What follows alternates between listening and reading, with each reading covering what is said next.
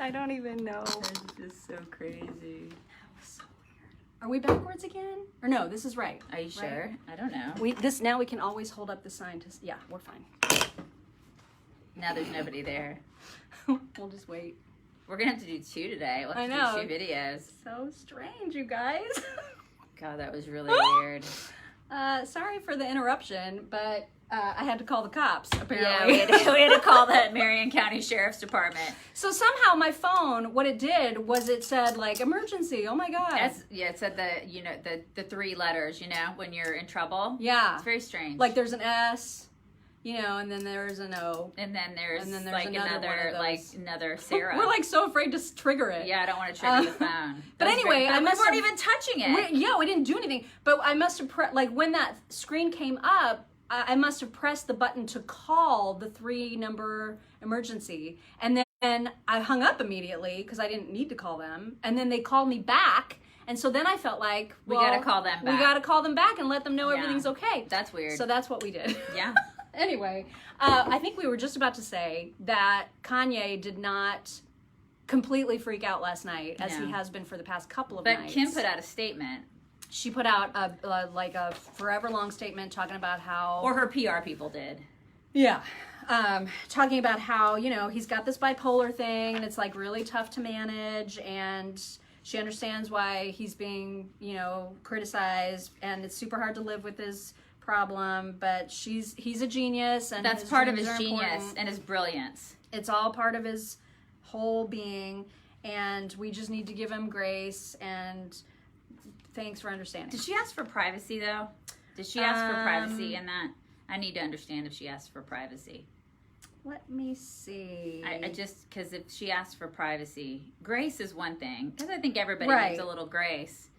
But was there an ask for is this the end? This is the end, yeah. Yeah, give us the compassion and empathy. Thank you for the... Yeah, just compassion and empathy. But not privacy. No. Okay. She would be out of her mind to demand for privacy. I was going to say, because that family is like, nothing is private. Nothing. Literally nothing. Compassion and empathy she's asking for. Okay. And it was it was a fine statement. And again, it's hard not to feel compassion for her, for anybody that deals with a loved one who suffers from bipolar, because it must be just an enormous challenge. But the reaction to her statement on social media was very, very mixed. And it was kind of all over the place. She expected that, right? I hope so. I mean, I hope she wasn't just expecting to be like, oh my God, you're amazing. I mean, I'm sure she got a lot of that. Yeah, she shouldn't expect that because they're public figures. But a lot of people made some really good points. Like, one person said, Kanye absolutely deserves privacy and understanding for his mental health issues if he wants to work on them. But if he wants to run for president, his unbalanced mental state is relevant. Yeah. And to be discussed. Most of us care about not putting another unstable person in the Oval Office. Now, they didn't specifically say Trump. They didn't say who they meant that about.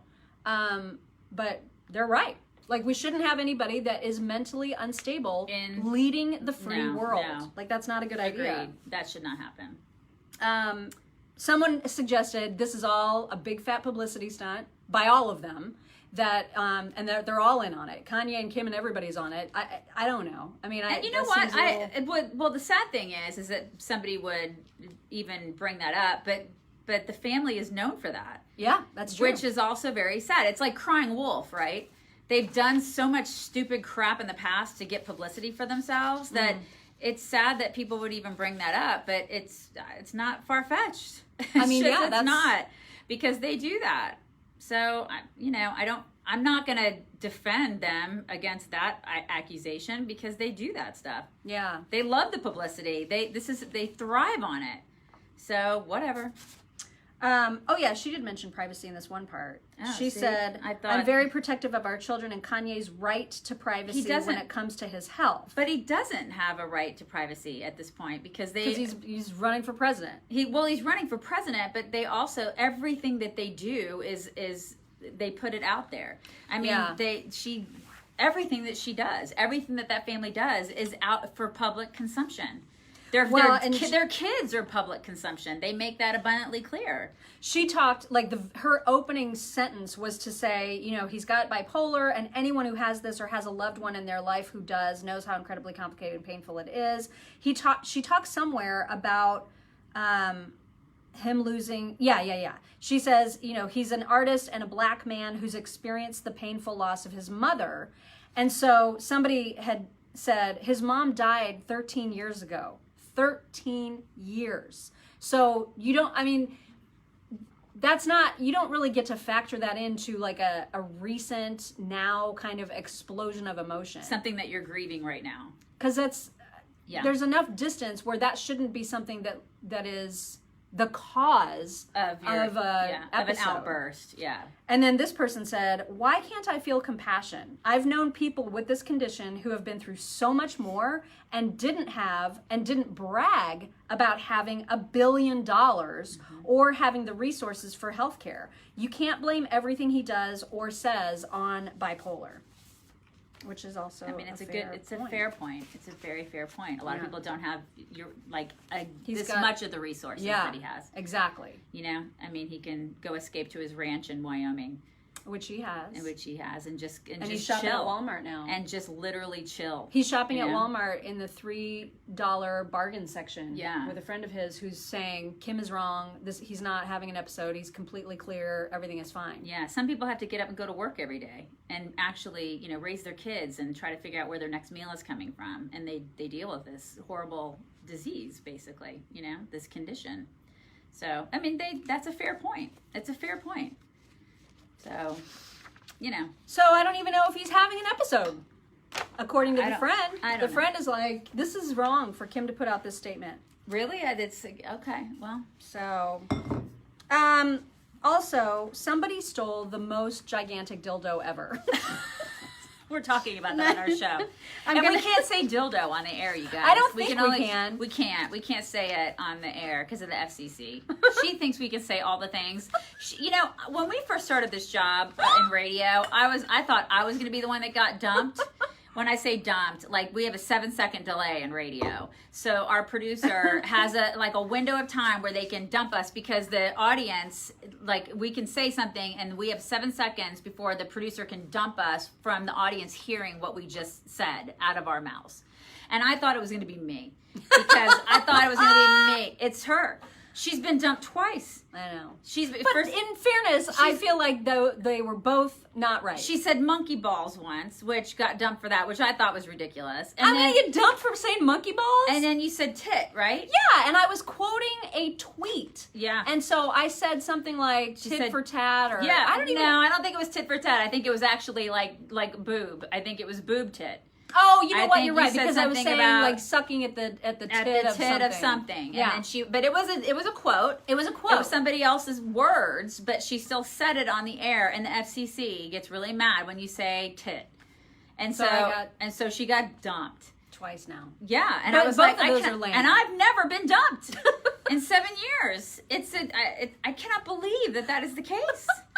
And so that's. Well, I still feel like if we went to the FCC list of words that you can't say. It's like the George Carlin list. Y'all remember the George Carlin list? Like all the bad words you can't say. I feel like dildo is not going to be on there. I feel like it is. I feel like it. And even if it's not, our executive producer would call us into the office. Yeah, we get in so much trouble. It's not worth the trouble. And part of it would be, you know, women should not be saying dildo on the air. And that's when we get that speech. Well, but anyway, we are going to figure out a way to talk about this because she'll say it. She'll find a way. She'll be like, it'll be in the best way that this sweet little blonde lady will try to find a way to say dildo in like the nicest, you know, conservative way. Like how will you say it? I will say that it is a toy meant for insertion when engaging in relations of a sexual nature. There you go. And people will be in their cars going, that's a dildo. That's what it is. She meant dildo. She meant dildo. But you guys, this is an important story and it cannot be passed up because there was a masked man captured on video who went into the Deja Vu Love Boutique Of course, in that's what Vegas that's what it's called. on the 14th of July and stole a 3-foot tall, 40-pound dildo. Nobody wants that. That was just sitting there on the sales floor. Nobody wants that. Like, he hoisted it over his shoulder and just walked out. why? And he crammed it in his car and Why just do you drove want away. that? Why? Why do you want that? Because, I mean, let's be real. That's not going to fit anywhere that it's meant to. I don't want to know the person that it fits into. You guys, you know what? It has a name. Oh my God. It's called The Moby. And I think you can understand why. And you can also buy one on Amazon for about $600. $600? It's the world's largest retail dildo. But somebody stole it. So, anyway. She loves this story. I love these kinds of stories. She loves these kind of stories. She loves them. I She do. I lives can't help for it. them. This is, I mean, it's like, forget politics. She loves talking about this stuff. And I'm always like, Well, and what did we find out from our podcasting producers oh my gosh. yesterday? Our podcast, you guys, our Mock and Daisy Common Sense cast. I'm like, okay, so what gets the most downloads? All the like they'll pull perverted quotes. And it's not even like, we're not talking about anything perverted. Yeah. But they'll pull a quote that just sounds perverted. Mm-hmm. That's what gets the most downloads. Because apparently we have a bunch of pervy listeners. Like, what would be an example? Well, like, one of the most downloaded episode is the backstory behind whore shorts. Horse shorts. Like, why do you got to bring me into this? And so we did a backstory on that. And it says the backstory behind horse shorts downloaded oh my a God. gajillion times. Yeah, people had to see that. Because or people listen are to like, it. wait, horse shorts? Whore? I'm going to download that. Like, what, it's what just is wrong with people? So funny. This is we talk about, this is why people talking about, sex and things like that get downloaded way more than conservative women talking about conservative politics and conservative things. I mean, so this is why we're I feel doomed. like we just need to be more No. pervy. No. I mean, it works though. No. Sex sells. What as else? they say. What else are we talking about today? And then we gotta Well, wrap it up. I'm irritated at Whoopi Goldberg because she is actually trying to say that the reason that the movie Ghost, which by the way she won Best Supporting Actress for, an love that actual movie. Oscar. It's one of the greatest movies ever, right? It really is. It's a huge. My favorite part is the really bad graphics when like the ghosts from hell. I love the ghosts. And they come in and they take love the them. bad guys down. I love them. It really terrified me back in the 90s. Oh, it's such a great movie. Yeah. And Patrick Swayze. Oh my God, I love him. Anyway, that movie was successful by all measurements, right? But because it didn't become one of those kinds of box office smashes that gets remade or a sequel or lots of merch, right? It wasn't one of those kinds of box office successes. It just is a really popular movie. She is saying that it's because she was in it and she's black. I'm not making this up. Like, she's legit saying we were a mixed cast, and it makes you wonder, why is that why nobody wanted to celebrate it? Oh my God. What? You got an Oscar for the damn thing. Oh my God. Everybody loves the movie. Shut your mouth. I feel like it was celebrated. Oh my God. And it's on all the time now. I see It's on all the I time. see it all the time now. I watched it just a couple weeks ago. And how many memes are there with the whole pottery making scene? Totally. And like, whoa, my love. I mean, come on.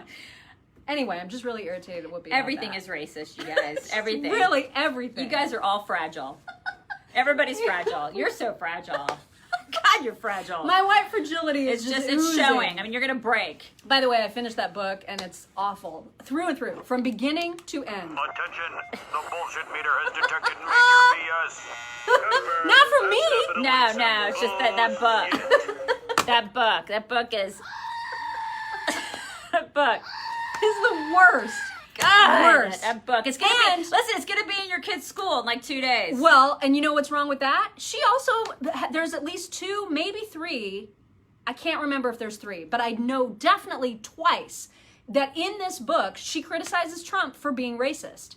And this is what we're going to allow and promote in our kids' schools and in companies across the country that are requiring this as reading? Of course. What the hell? Well, I mean, to me, that's just like the narrative, right? Everybody just takes it as, it's like all conservatives are white supremacists. That's the narrative now. You just don't argue it, right? I mean, this is just what people think. Which reminds me, that's another thing that Tammy Duckworth said about Tucker. She said he used 10 coded white supremacy words when he was criticizing her. She is so batshit. I mean, I just can't. What are the coded words? What are she they? didn't list them. Of course she didn't list them. They were the codes of white supremacy. I mean, I don't even know. Did he do this? Was he like, what are the other symbols? That's going to be the thumbnail for this video now. And then that's going to be the thumbnail. We're going to get banned from YouTube now because she just did that. Good job, Mock. This means okay. Now right on. That's totally going to be the thumbnail. Good job. Mean, God, everything is as so if you racist. saying dildo 14 times wasn't enough. Good job. We're totally banned. We have to go. We do. God. We're gonna try not to call 911. We're done. Like, we're totally done. We're banned now. You guys. Anyway, it's been really nice to talk to you today. It's been Sorry really nice. for the 2 videos. It's been really It's been really nice talking to you for the past 6 months. We're done now. Hopefully we don't get kicked off. And then we're back tomorrow for questions. Okay, you guys bring it in. Bring it in! Have a great day! Bye!